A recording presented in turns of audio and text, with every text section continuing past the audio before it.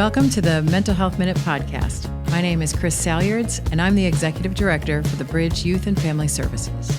We provide mental health and family stabilization services to youth and families in our community. Through our podcast, we will talk to partners and experts, learn from Bridge staff, and talk with individuals who've received support through our services and who've become stronger as a result. Normalizing the conversation around mental health creates healthier individuals, families, and communities. Looking forward to sharing with you.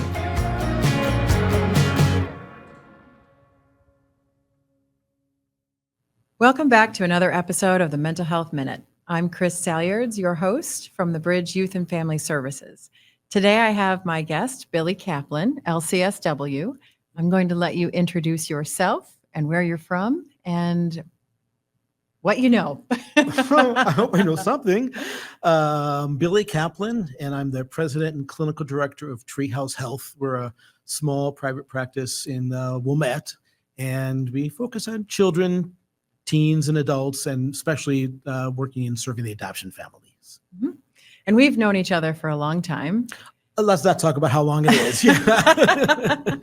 And I was just sharing with you before we got here that I had started this podcast with a colleague last week, and we had started talking about fear-based parenting and some of the anxiety and depression we've been seeing in kids, especially in some of our own kids. Yeah. And when you and I were talking about that, we sort of really started to riff on how the pandemic has affected our kids and the kids that we're seeing in practice. Yeah. So what are your thoughts on that? Well, fear makes a lot of sense, right? I mean, we all forget what things were like 4.5 years ago, right? There's this incredible lockdown, profound fear everywhere. So that parents now have these fears as well makes a lot of sense. Things for our kids got so incredibly out of whack, right? For 2 years, stopped going to school, stopped socializing. And so I talk about like most of our kids between many ages have like a 2-year developmental freeze. Mm-hmm. And so kids who are 16 now, chronologically, I see most of them as being 14. Right.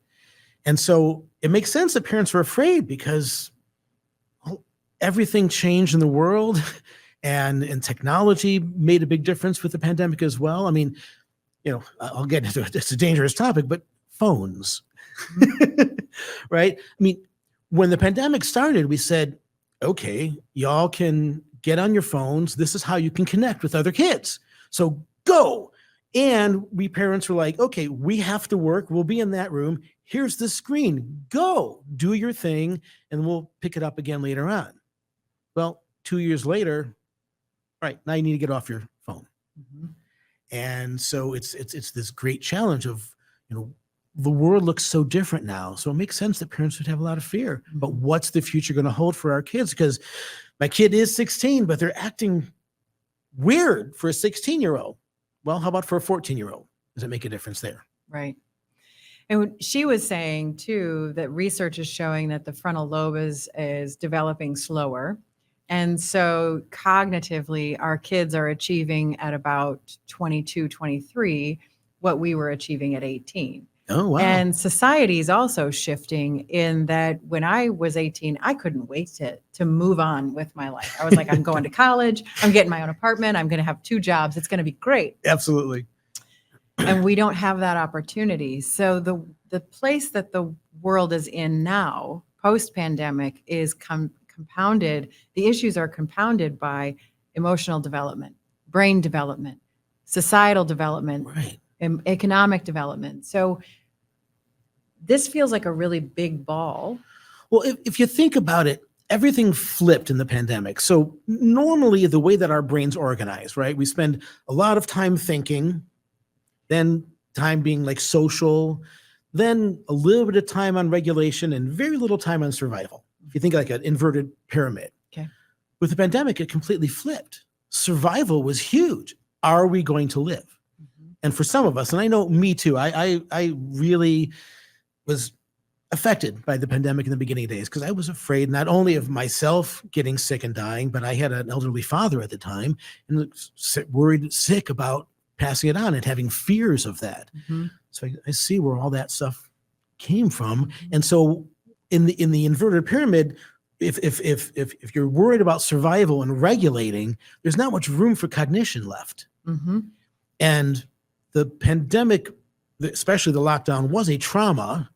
And I think for a lot of kids became very traumatic. So to me, it would make sense that, yeah, their brain capacity isn't the same because they're maybe still focused on surviving and regulating, Mm-hmm.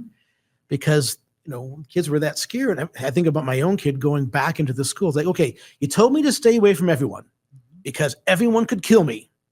So I kept my distance. And then oh no, go back into the school with 4,000 students. It's okay. Most everybody will wear a mask. You'll probably be safe. Right. Well, kids going back into the school, a lot of them were very afraid of that. Mm-hmm. And anybody who had any kind of mental health thing going on before the pandemic, well, the pandemic hit and things got way worse. Right. And I think that it shifted the conversation around mental health. Because mental health all of a sudden became something that everybody was talking about, where when we were younger, it was taboo. You don't need a therapist. You need to go play sports. You don't, you need to focus on your studies. You need to go to college. Right. And now it seems that kids especially are guiding this conversation. They want to talk about mental health, and it feels normalized, again, through social media and, through their friendship groups. And even people that I know are talking about, well, I have a therapist and I have a therapist. And our parents would have been like, clutch the pearls.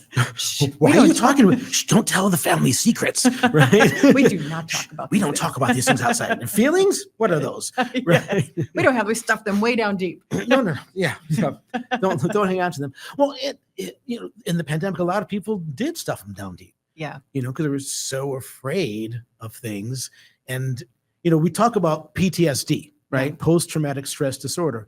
And now it would make sense. One of the things that we know about PTSD is it shows up well after the event. Mm-hmm. So right now we're starting to see it. People are starting to see the effects. Right. So that is good that people are saying, oh, I need to get some help with this.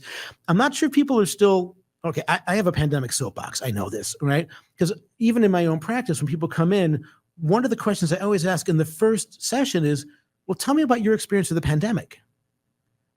I don't know how much we're doing that in general right now. I mean, I hope more of my fellow therapists are doing the same thing, because it really affected folks, and people stop and go, oh, that's right. I forgot about that time. Mm-hmm. And even the way they experience it is interesting and unique. Like, I had this one family, I talked to this dad well after the pandemic, and I said, the pandemic was a trauma. He said, no, we were fine. But, oh, okay, well, what do you mean? Why? He said, well, we just all stay in the house, and we're a very close family, and we played lots of games, and we engaged with the kids. And so it was really cool. It was really great. And I'm like, wonderful. I'm so glad for you. Can I ask you one question? He said, yeah. I said, why didn't you go outside? Mm-hmm. Oh, yeah, because you might die. You might get sick and die. Mm-hmm. So yes, in your home, you did the best that you could with it, right? But that's still a freeze. And when we get attacked by something, we feel threatened. Our cortisol rises, and we get into the fight, flight, freeze.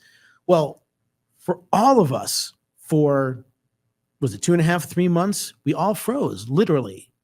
And like you said, the thing that was really unique about it is it was worldwide. It wasn't just in America. I mean, all over the world, everything froze and everything stopped. People stopped working, until things get figured out a little bit. And so there was this huge freeze. Well, now, 4.5 years later, we're beginning to feel the effects of it, because that's what happens with PTSD. Mm-hmm. Right? I've been trying to talk about PTSR, which is differently. Yeah, you're like, what is PTSR? I am. I made it up. So it could pandemic traumatic stress response. Okay. So we all went through the pandemic experience. So how do we respond to it? I think we're all finding different ways. So like you said, a lot of parents and all, we're finding now, like, yeah, we got to get into therapy because we recognize this was a really big deal, it was a big thing. And generationally, that's, our parents didn't do it, but we're more open to do it. And the kids today, they're talking with themselves. Mm-hmm. They're making it happen because they're like, this was hard. I don't know if they're actually talking about it directly, the teens are always surprised when I bring it up, and they're like, oh yeah, I forgot. Mhm. Like, remember how scared you were? Yeah. Well, where did that scare go? Where did that fear go? Deep down in. Right. And also, we had the other milestones that were missed, which is an added trauma. So we might have missed Oh. our graduation. We might have missed our college graduation. We might have missed Prom, oh, football games. I mean, everything that's homecoming. so important and iconic. Yeah. And that's that bookend. Then you have the junior high kids who they skipped a whole entire period of learning how to go from elementary school to high school, Right. which has created a pretty big issue. Whew. And these little kids, which we were talking about earlier today, where you have these pre-K kids who now are not learning in school in K to second grade because they're not sure how they're supposed to be in school. Right. Well, and think about it, like when the pandemic hit, and you had to think about a kindergartner. That's what I was saying to you before. And the kindergartner, and they went through half the year, and then they stopped, and they came back 2 years later as second graders. They missed first grade. They missed, how do you line up in the hallway? How do you walk through the hallway and be quiet? How do you not disturb other people? I've heard stories, especially right after things opened back up, of paraprofessionals having to leave their jobs. I knew one in particular who was working with a kid who had lots of anxiety before the pandemic, and then worked with him as a one-on-one aide, right, with this kid. And this adult was literally getting hit and beat up in the hallways. And we're talking about a grammar school, because the kids didn't know what to do with the energy. They didn't know how to walk through the hallways. And this person actually had to quit because couldn't handle it, because and it makes sense that we didn't get that. I'm not blaming schools, but we didn't think, oh, we have to stop and do the kindergarten orientation all over again. Right.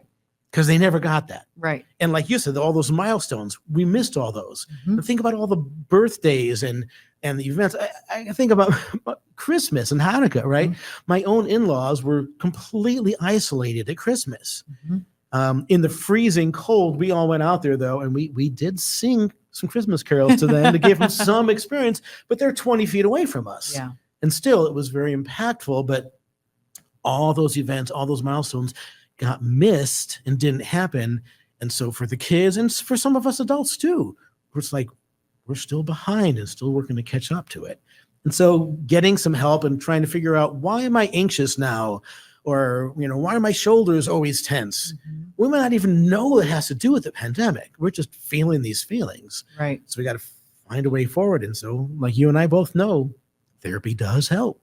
Yeah. And to your point, I think that there's research that shows that humans in general, need 12 touches a day to just survive. And that could be high fives, pats on the backs, and 15 touches to thrive.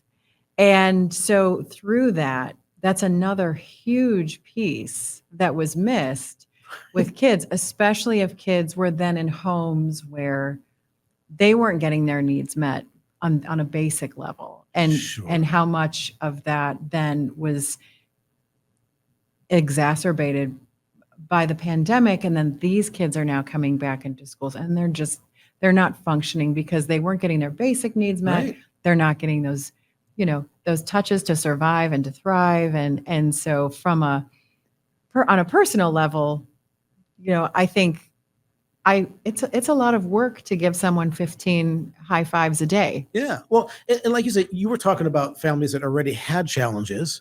Yeah. Let's talk about the families that didn't have challenges. There were 3 people in my house, the same 3 people. What are we going to talk about? I don't know. I'm sick of hugging you. I mean, it's like, can you get away? I mean, we were so tight in there, right? Now, one of the things that my family did, we were one of those families. We got a pandemic puppy. Mm-hmm. And it was because we can get some of those touches in. Yeah. And we had something to talk about. Right. So those kids that didn't get those touches, even in the best of families, and then families that were struggling, where it was even more challenging. Yeah, those kids are now in the school system. And not only do they not get all those touches, and so emotionally are behind that way, then academically they're all behind. right? We're seeing a lot more school refusal. Yes. It's dramatically, I'm sure you know that. Yes. It is dramatically increased. It's because of the pandemic, right? The school is not a safe place for some of our kids because that could be where they could catch it, right? Remember the messages we gave them: stay away from other people or you could die. Right. We may not said it that directly, but that was the message we were giving. Right. Well, now they're going back into the schools. Yeah. And they don't even know how to be in a school. Right. How do I be a teenager? And also, not to totally pivot to a different conversation point, but on the topic of safe schools, I think that a lot of this gun violence is also something that is, you go back from a pandemic and then you're hearing, because social media is, if you're not getting bad news in your zip code, then social media is definitely giving you bad news in another zip code. So you are inundated with fear-based news media. Let's just say that our society, American, has had a lot of fear for probably the last 8 years. Fear, uncertainty, disclarity in so many ways. We see the gun violence. We see all kinds of political stuff. I'm not going to go into the details here, but just the upheaval on both sides of the issue. There's been a lot of fear for a long time. People are just generally afraid. And then when the pandemic hit, of course, that reinforced all of those things. And even look worldwide. I mean, I think personally that it's getting, again, pivoting in a different direction. But if you look at on the bigger scale at some of the wars that are going on and the movement of people that we have going on all over the world, that's directly all related to the pandemic, right? Everybody gets afraid. So fear has been around us for a long time and a lot. And it's become a little bit part of our DNA. Our DNA does change by experience. And so for a lot of people, that fear is just really there. So I actually feel really bad for some of those parents that you were talking about that are operating from that fear perspective because they're stuck. Right. Right. And the thing that you and I know is that if we operate out of fear of what could happen, then we're more likely to make a self-fulfilling prophecy happen. Right. I keep telling the parents that I work with at Treehouse Health, can you please let go of what's going to happen? How do we make today the best day possible? Right. And the next couple of days, but let's not worry about, are they going to be, I'm not going to say whatever the worst imagining we could have for our kids. Let's not imagine that, because then we're more likely to have it go that direction. Right. So let's imagine, how do we help them get through today? How can we make today a good one for them?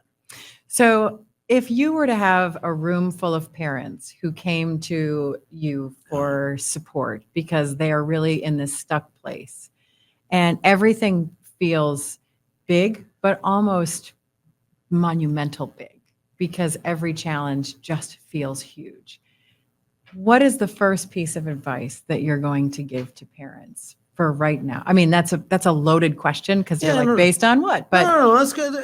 But it wouldn't be advice. I would start with saying, yeah, it's really hard. This has been really, really hard. And things are hard right now. And let's be aware of that. And unfortunately come to accept it to some extent. Life has been giving us lots of challenges and things are hard. So let's start with recognizing that within ourselves, right? And we always talk in my practice about the best way to take care of kids, which is start with yourself, then your primary relationship, and then the kids. And I think that sometimes parents think, well, I've got to help my kids. My kids went through all these hard times. I've got to help them. And so they're focused so much on the kids. And we parents are still freaking out. So taking care of ourselves. And this is not, you got to take care of yourself, but like, you deserve to be taken care of, right? During the pandemic, I think parents, we really turned it on a lot of us turned it on for our kids to have them have the least traumatic experience possible. We worked really hard to keep things fun and all that kind of stuff, like that family I talked about. Well, that takes energy. And it's exhausting. And so now a lot of us are going like, I'm really tired. I'll tell you, me personally, I don't have the same capacity I did before the pandemic. Right. Do you? No. No. Okay. Right. And yet we still pretend like, oh, it's going to do all the things we did before. Well, I'm sorry. I'm still working at getting all that energy back. And some of the people too, and I think about older teens right now and young adults who experienced it. Some of them, it's been taking them years to like figure out, how do I get out of my bed? How do I get back on a routine? And partially it's just like perseverance. I've seen it in people in my own life. It's like, and my own self. I remember when I decided to start going back to the office, and I'm like, okay, I know I'm really tired, but I'm just going to go in anyway. And I'm going to plow through, and maybe I'll take a nap at work. Well, okay. I always take a nap at work. You know that about me. Last 25 years. The great thing about being a therapist, we have couches in our office, right? And I believe in napping is healthy. But, this is what we went back to. Right? Yeah. It was really hard. So it's really hard, and we now have to take a step. So what's the step? Step for us adults, I'd start with that self-care stuff. Okay. I'm a firm believer in therapy because I am a therapist, right? I also, as I think I practice a kind of therapy called brain spotting, which most people haven't heard about. It's, kind of related to, people may have heard of EMDR, but it's a body-brain approach to healing that can have some really cool results. I could talk for hours about that, but I'm not going to go into too much detail. But the point is taking care of ourselves, doing the basics, the therapy piece, but meditating, there are a couple of great apps out there, and I like all of them, and they've helped me tremendously. During the pandemic, I would spend an hour a day meditating just to be able to get through and be able to help other people and take care of my family and those sorts of things. And exercise and sleep, naps. Remember I said naps, these are things that really working to re-examine ourselves and say, I got to take care of me now, because we have to have the energy to give to our kids. Mm-hmm. And if we're off, they're going to be off. There are these things called mirror neurons. All right. So, but basically means it's like the parts of my brain that say I am a musician outside of here. And so if I were playing music for you right now, my brain would be organizing in ways to play the music, but yours wouldn't, because you're not being a musician with me, even if you are. But the cool thing is that the neurons in my brain that fire will end up firing in your brain at the exact same time, which is why you like live concerts. But it's also why when your kid gets really upset, you get upset, right? Because those waves hit us. Well, it works both ways too. If we're anxious and stressed out and fearful, our kids are too. Mm-hmm. And so doing everything we can to be as aware of ourselves as we are, and we deserve to take care of ourselves, because dang it, we're special. And my guest last week mentioned a book, I don't know if you've read it, called Calm the Chaos. No. And she was talking about how the book gives you practical tips on kind of what you're saying more eloquently than I think I could ever say it, but really about understanding that your child's going through something in the moment, but that's not your thing, that's their thing.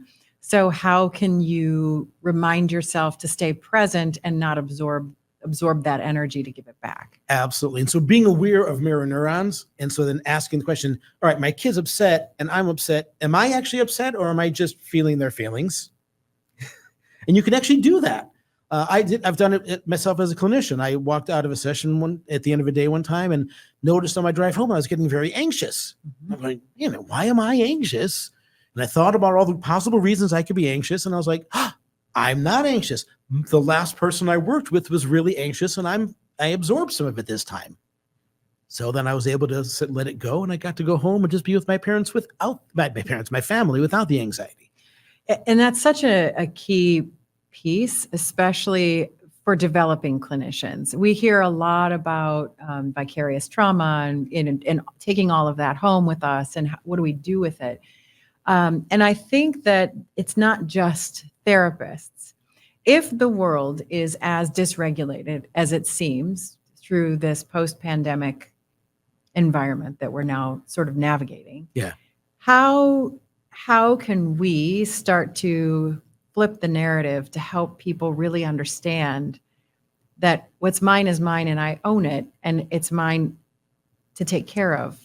But I don't also have to feel compelled to take your stuff. I need to appreciate it, respect it. If I can help you, but try not to to stack that on top of what I have. Yeah. Well, it's so when people are doing that, they think they're being empathic.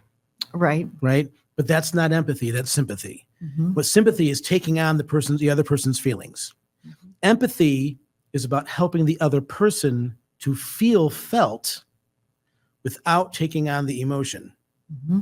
So when I'm working with a kid who's really angry, for instance, I could just do my really quiet voice and make them all calm and everything. But then there's going to be a split. We're going to be divided. We're going to be far apart because I'm staying calm and the kid's all activated. But right now, I can get this energy with you right now that looks just like I'm mad, but I'm not mad. It's just the energy of it. And so the kid's like, oh, I can connect with you now because you get me. You understand me. So by understanding the difference between sympathy and empathy is really important. By not taking on, you don't have to take on someone's emotions to help them. You can say, I understand you're having these feelings. I feel for you having them, but I'm not necessarily, good golly, right? Me as a therapist, if I got sad every time somebody that I worked with got sad, I'd be a puddle here right now. It just wouldn't be possible. So recognizing that empathy is not taking on the other person's stuff. Right. It's helping them to feel like you understand what's going on with them, making them feel felt, but not feeling what they're feeling. And so trying to understand that difference. And I'm a visual thinker. So a lot of times what I say to people I'm supervising directly is, if you come out of a session and you're just crying every single time, you really have to dig into that. You have to understand why you're feeling those feelings. If you walked into a doctor's office and he threw up when your bone was sticking out, you probably wouldn't want to keep going to that doctor because he's reacting to your pain. Good point. And I said, we are physicians of broken hearts, and Sure. and our job is really difficult because it's not visible. You have to find the root, because we can always find the Band-Aid fix, but finding the root can be very, very painful for you and for the client. Yeah. So how do we develop the sympathy approach over the empathy approach? I mean, the empathy approach over the sympathy. Pardon me. The empathy approach over the sympathy approach, so that we're more impactful as clinicians, as teachers, as parents. By and large, it is that huge thing of self-awareness. I know that when I went to grad school, the school, their slogan was conscious use of self. Mm-hmm. Right? That you mentioned us therapists as having hard jobs. I don't buy it. Parents have the hardest job, Mm-hmm. right? We parents, I'm one of them as well, because we have Rule 167 out there.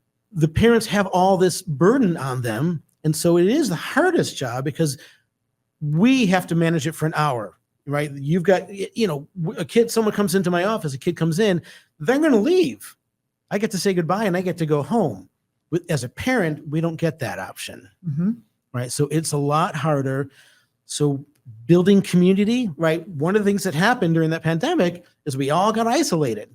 And I think loneliness and separation is much more rampant now than it was beforehand. Mm-hmm. So rebuilding community, learning how to talk with people again. I mean, I remember having my first conversations that weren't with the people in my household. I'm like, what do we talk about? Just had no idea.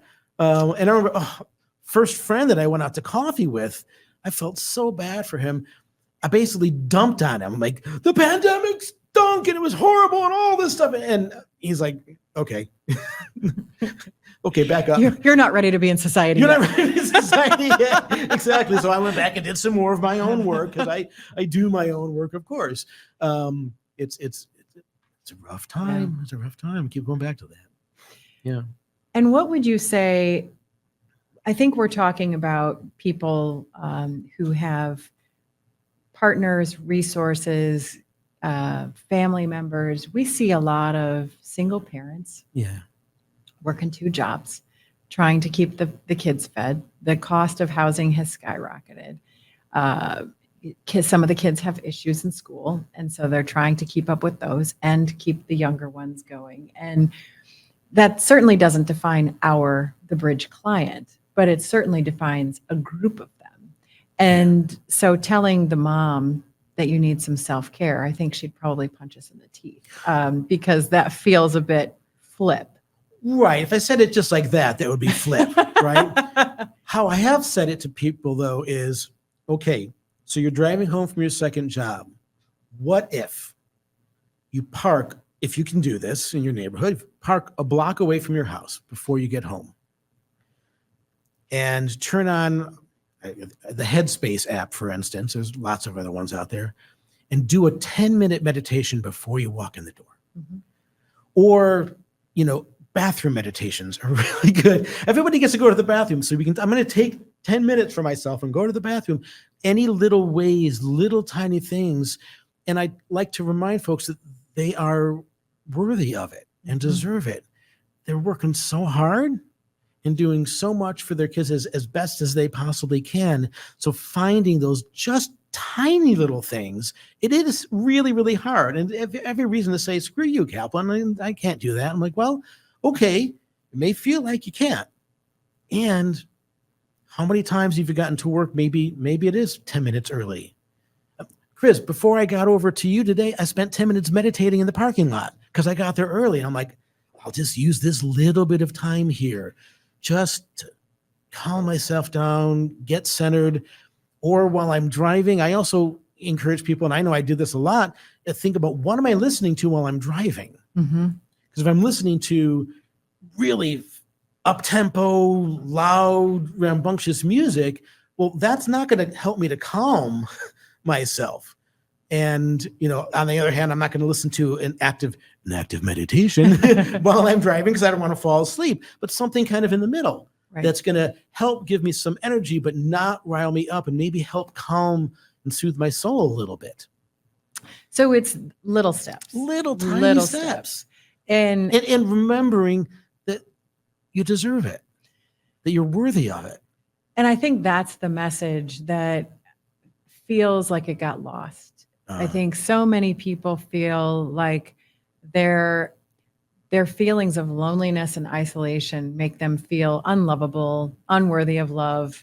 And if you're in a situation where your home just feels chaotic all of the time, and not for anything that you've particularly done, just the state of the environment, those negative messages stick right into, they become who you are. And the message I try to say to people is, today you're not in a healthy space. You know that because you've explained it to me, and these are the things that you've identified. But what if 5 years from now you could be your healthiest self? And what if every day you did 1% different, 1% better on something that you felt you could control, so that you would start to flip that switch? Yeah, I even do that directly in sessions. I'll say, do you know that you're cool? I'm like, can you do me a favor? Tell me how cool you are. Tell me it's okay. Mm-hmm. Brag a little bit.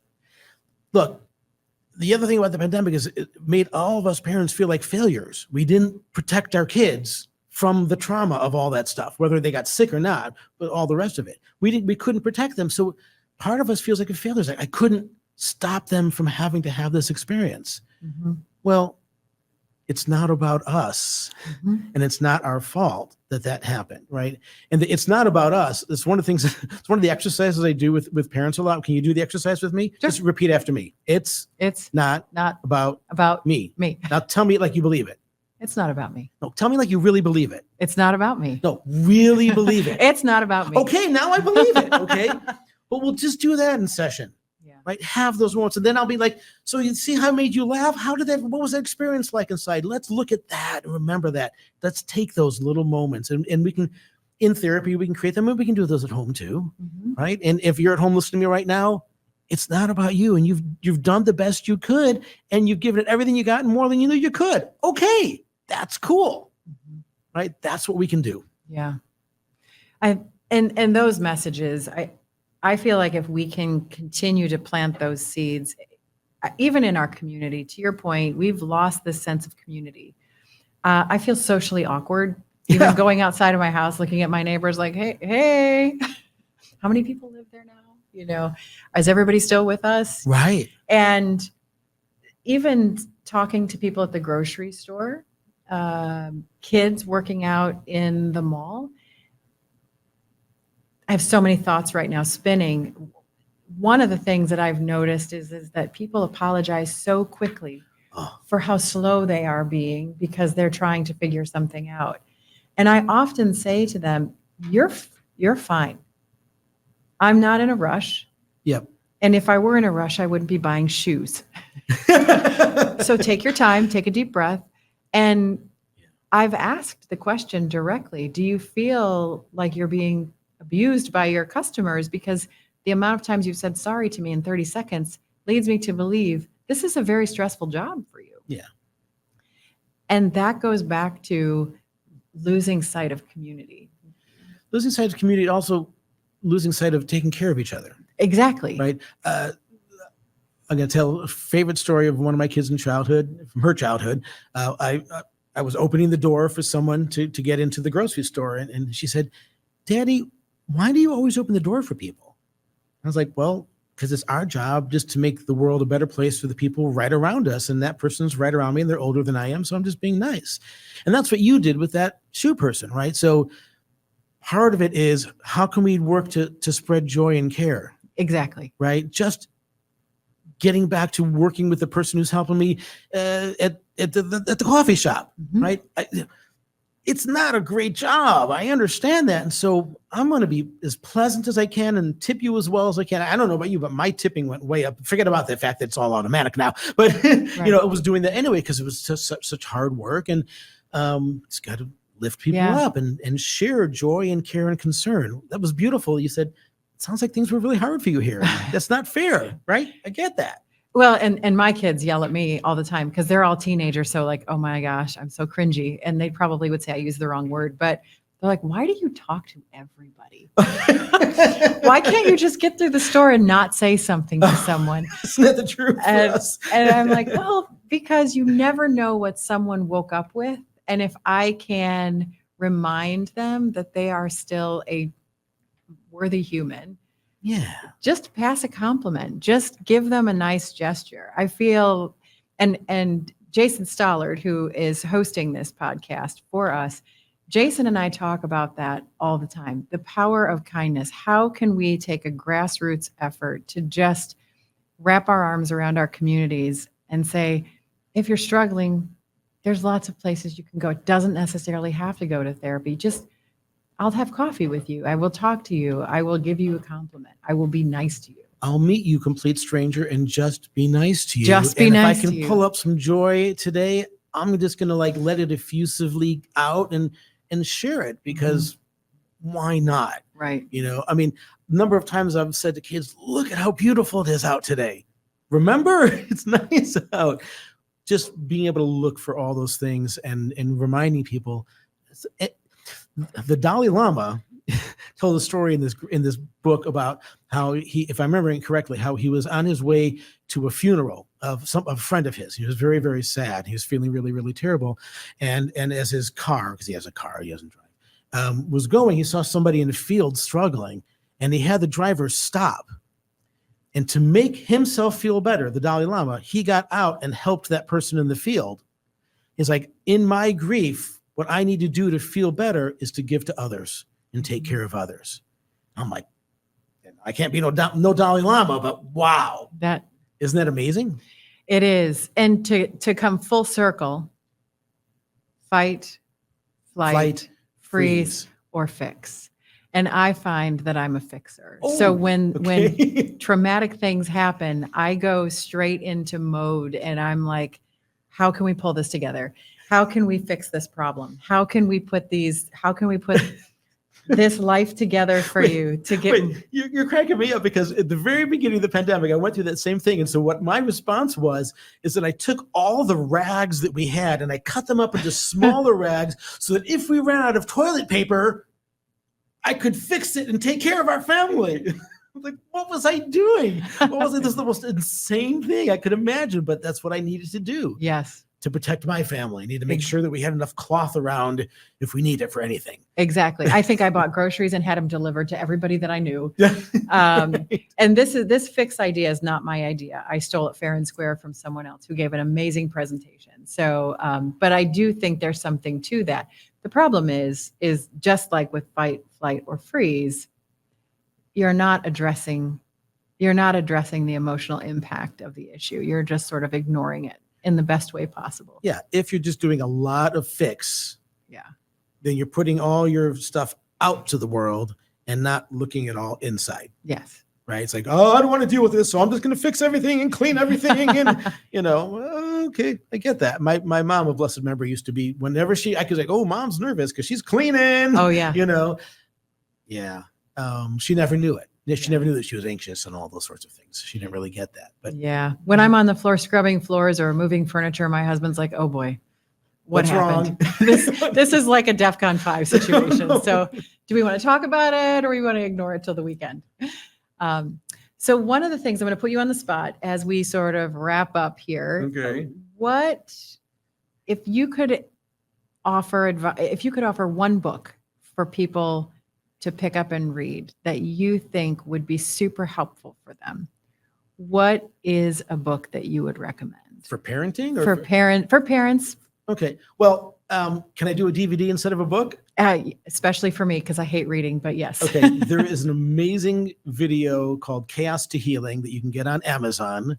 It's by this woman, Christine Moores, and a guy by the name of Billy Kaplan. Yeah, I did a video a long time ago. Oh. You're looking at me like, that's you. Yeah. I was like, wait a second. Wait a second. I know you did a video. I did. Yeah. So it's on therapeutic parenting. Okay. Because of the pandemic, traditional parenting isn't going to work as much as well. With traditional parenting, we learn from our parents, who learn from their parents, who learn from theirs. And ideally, we each pass a little less of the crap down to the next generation. Therapeutic parenting is completely another thing. It's a whole nother way of thinking about, it's not just like being a parent. It's like, how do I help my kid heal? It's recognizing that I can use many interventions to do many things to create healing opportunities for my kid. And I can consciously and intentionally parent and do things in intentional ways so that my kids can heal. And so that video is it's like an hour and a half video. And so that shows some of the basics of my thinking. I've created a model. You know about this thing called parenting in space. Mm-hmm. And it's the basics of parenting in space, which the model goes much further. Now we teach it to a lot of the parents at our practice. There's no book on it, but there is that DVD that's available. It's out there. Yeah. Excellent. There's so many books. I couldn't even know where to begin. I'd say anything by Dan Siegel would be like really, really good, because he really talks about the neurobiology and how it affects us emotionally and all that kind of stuff. And he's right on target, especially the books that he's done with other people. Dan Siegel, unfortunately, is so smart that sometimes his books are really, I'm still reading one of the books I started reading a long time ago, and I've never finished it. But he's got some other books out there that he's co-authored with people that are very, very readable and very, very helpful. Excellent.